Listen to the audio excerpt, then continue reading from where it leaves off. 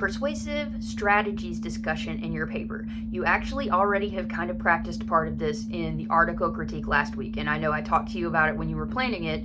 If you plan it carefully, you can actually be writing sections that you can lift out of the article critique and put into your term paper. So when you're doing the persuasive strategies section and discussion in your term paper, what that is where you're going to suggest somewhere in the ballpark of like 3 or 4 persuasive strategies. These are the things like we've been talking about from the Thank You for Arguing book all semester. It's the ones that are about, emotional appeal, speaking your audience's language, logical appeal, ethos, timing, medium, all of those kinds of things. And you're going to pick the ones you think are most relevant to your reader, the ones that will help them the most in making their argument.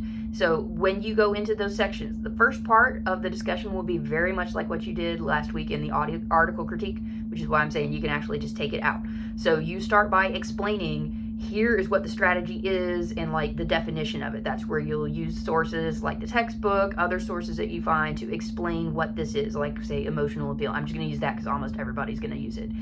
So emotional appeal would be a good strategy.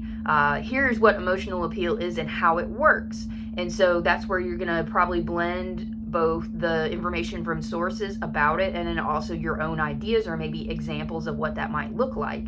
And then you tailor it back to that audience. So why is this a good choice? And especially with something like emotional appeal, what would be appropriate emotions for this audience? What emotions are going to motivate them well? But this is just where you're kind of sharing some of what you've learned this semester about strategies for persuasion, and you can start to tailor them over to the specific situation, or you can keep it kind of general, but you want to make sure that by the time someone read this 2.5-3 pages about persuasive strategies, they know what these strategies are and why they would be useful in this situation, even if you haven't already added on, here's an argument that uses it.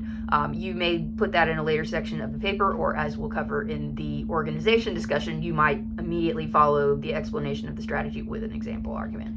But I'll talk about example arguments in a separate video. Just wanted to give you a heads up that you may end up going back and forth between them instead of just doing all of these in one big block. Either one is right.